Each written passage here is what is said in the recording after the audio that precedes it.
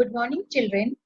Today I am going to take the next topic of chapter 3, Kinship Caste in Class. The topic is Beyond Birth, Resources and Status. Children, if you recall the economic relation discussed in chapter 2, you will realize that slaves, landless agricultural laborers, hunters, fisherfolk, peasants, village headmen, craft persons, merchants, and kings emerged as social actors in different parts of the subcontinent. Their social positions were often shaped by their access to economic resources. Here we will examine the social implication of access to resources in certain specific situations. The criteria on which property is granted was on the basis of gender and on the basis of birth. Gendered access to property. Let's see an incident in Mahabharata. During the course of the long-drawn rivalry between the Kauravas and the Pandavas, Duryodhana invited Yudhishthira to a game of dice. The latter, who was deceived by his rival, staked his gold, elephants, chariots, slaves, army, treasury, kingdom, the property of his subjects, his brothers, and finally himself, and lost all. Then he staked their common wife Draupadi and lost her too. Issues of ownership foregrounded in stories such as this also figure in Dhamshastra and Dhamsutra. According to the Manusmriti, the paternal estate was to be divided equally among sons after the death of the parents, with a special share for the eldest. Women could not claim a share of these resources. However, women were allowed to retain the gift they received on the occasion of their marriage as Istridhan. This could be inherited by their children without the husband having any claim on it. At the same time, the Manusmriti warned women against hoarding family, property, or even their own valuable without the husband's permission. You have read about the wealthy women such as Prabhavati. Let's see the next topic, Varna and access to property. According to the Brahmical text, another criterion apart from gender for regulating access to wealth was Varna. As we saw earlier, the only occupation prescribed for Shudras was servitude, while a variety of occupations were listed for men of the first three Varnas. If these provisions were actually implemented, the wealthiest men would have been the Brahmins and the Kshatriyas.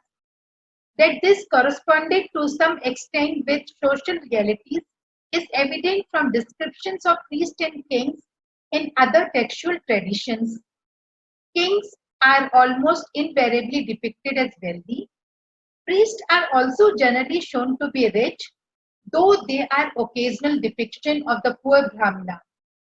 At other level, even as the Brahmical view of society was codified in the Dham Sutras and Dham Shastras, other traditions developed critics of the Varna order.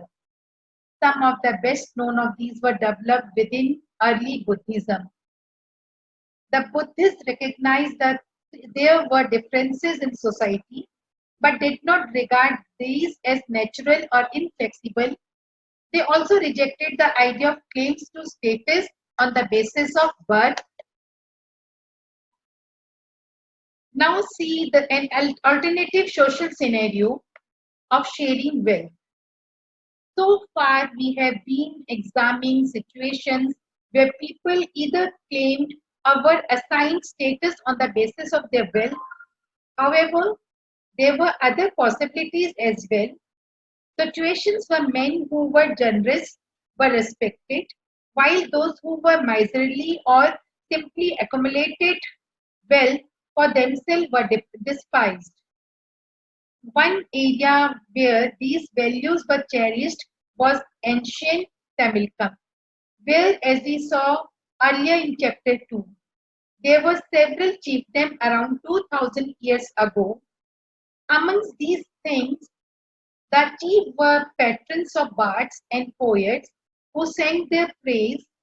Poems included in the Tamil Sangam anthologies often illuminate social and economic relationships, suggesting that while there were differences between rich and poor, those who controlled resources were also expected to share them. Now we are going to see the explaining social differences with regard to Buddhist texts. The Buddhists also developed an alternative understanding of social inequalities and of the institution required to regulate social conflict. In a myth found in a text known as Sutta Pitaka, they suggested that originally human beings did not have fully evolved bodily forms, nor was the world of plants fully developed. All beings lived in an idyllic state of peace, taking from nature only what they needed for each meal. However, there was a gradual deterioration of this state as human beings became greedy, vindictive, and deceitful. This led them to wonder, what if we were to select a certain being who should be wrathful when indignation is right? Who should censor that which should rightly be censored, and should banish him who deserved to be banished? We will give him in return a proportion of the rights. Chosen by the whole people, he will be known as Mahasmata, the great elect.